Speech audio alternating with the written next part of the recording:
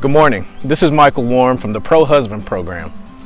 And today we need to talk about how this coronavirus has given us a chance to pause and look at the fruits of our choices and actions in our relationships. Now, during this outbreak, I think that we've all been given a chance to look at what we may have been missing. But I also think we have a chance to look at what we're at risk of losing if we just go back to business as usual. Now, while it may feel like this interruption to society has robbed us of our normal routines that we've created, I think it has also come bearing the gift of potential change. A chance for us to pause for a moment and survey our lives and see what our time, attention, and energy has created.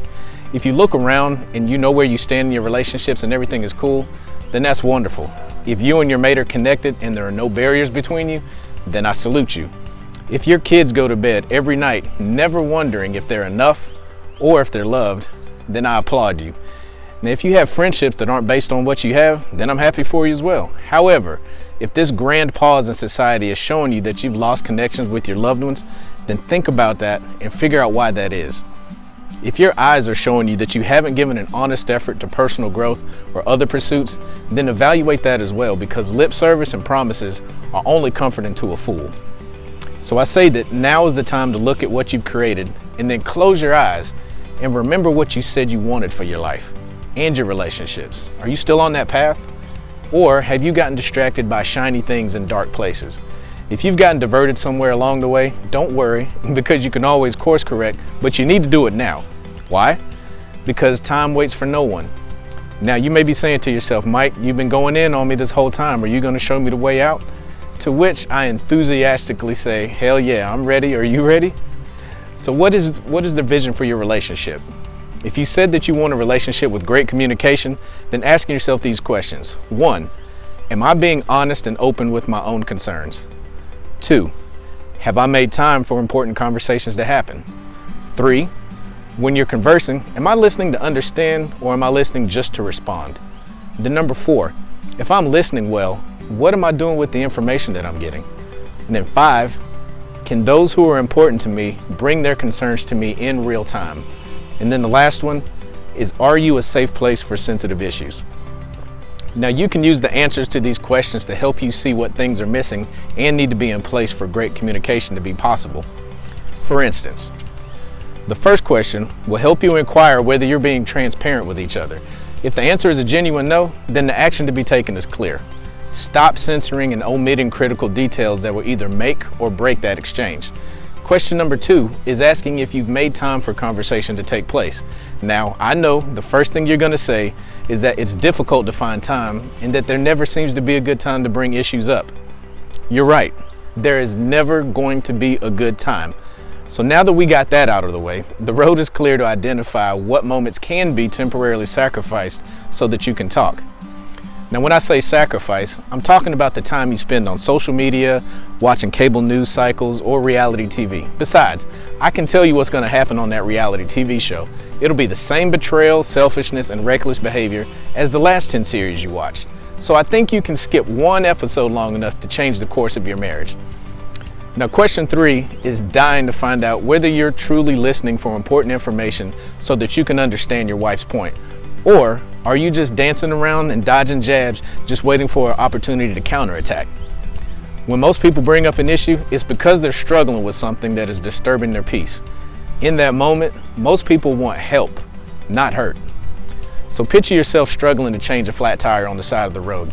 Would you want someone to pull over and help you? Or would you want them to hover over you and heckle you while you struggle? Naturally, you'd want help. So next time you find yourself engaged in a conversation and the voices in your head are causing you to think everything except what does she need from me in this moment, then I urge you to catch yourself. Then you can assume the posture of someone that is trying to solve problems instead of creating more of them. Question 4 is pointing to a frequently missed opportunity between couples. There's accountability hidden in there, and once you've talked about a problem or a concern, what are you doing with that information?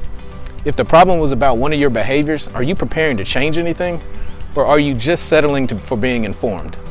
Now, let's say that you're in the habit of coming by my house every Saturday morning, knocking on my door, and as soon as I open up the door, you slap me across the face and chop me in the throat. Now, obviously, I wouldn't be a fan of this routine, and when I advise you that I don't like that, my hopes would be that you stop. However, if you show up next Saturday and pause, but then slap me and say, I know you don't like this, but here comes a fresh one, the information I gave you wasn't utilized to make change, was it? No, it wasn't. And therefore, we must understand that simple awareness of issues counts for nothing if you're not following it up with meaningful actions. When you do that, it's going to send a signal to your wife that you not only heard her, but you also understood that there was a problem, and you're now trying to fix it. Doing the opposite of this is just going to guarantee more of what you're getting now. Now, the answer to my last question is going to force you to take a long, hard look in the mirror and ask yourself whether you are a safe place for the most sensitive pieces of your wife's experience or not. In order to answer this, you'll have to think about your natural instincts when it comes to handling sensitive matters, such as personal flaws, insecurities, and other things that she would only expose to you. You see, too often, she's going to hold back critical information from you because of your reactions. This is costing you big time. She has to be able to trust you whenever she brings her heart to you and it's got cracks and chips in it, and she doesn't want you to smack it on the floor because the timing is inconvenient, or ignore it and dismiss it as if she was a waiter offering you a refill at a dinner. Oh, no thank you, I listened to some of my coworkers' problems today, so I'm cool, thanks. We both must be a safe place for each other to hide the most sensitive and valuable things about ourselves. You've got to be that bank vault with all the little lasers protecting the door. Now, when you prove yourself to be a trustworthy port of protection that she can rely on, then you may find that there's a port just around the corner with your name on it. Now, when looking at your relationship, identify what's missing or what might be an obstacle. Have you truly created safe and solid pathways for your relationships to grow and be regularly fed? Perhaps you have some insecurities and they've driven you to take on pursuits that consume the time that you could be spending elsewhere. When you look at the gaps, be honest and brave in your efforts to close them. If you're like me, then you've invested time, money, emotional energy into this relationship. Everything is on the line. It always has been, and it always will be. Is it worth being uncomfortable and scared for a moment to secure peace, respect, and a future for your marriage? If the answer hasn't come to you yet, the answer is yes, 100% yes. Now, I can remember when I was just seconds away from proposing to my wife. My heart was racing, and I'd never been so out of control. However, after finally opening my mouth and bravely confessing my wishes to be with her, I felt an indescribable sense of relief. I had gambled on my future and won. It was a sure thing. Now, for the last 15 years, we've been working together to build the life that we have, and I'd be lying if I said it was easy, because it's not. In fact, it's one of the hardest things I've ever done in my life, but I can't think of anything else that would yield the overall return that I'm getting now. Now, when I look back across our marriage, I see dozens of moments where we basically chose each other and our marriage at some very critical points. Now, in closing, I want to encourage you to take advantage of this lull we have in society and take a good look at what you've built in your relationships. If it's time for a renovation, then Pro Husband has a plan for you. If both you and your wife like what you see, then guess what? Pro Husband still has a plan for you to take things to the next level.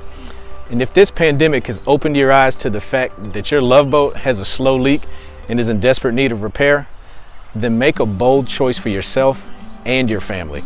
If you haven't tried Pro Husband, then you can't honestly say you've tried everything.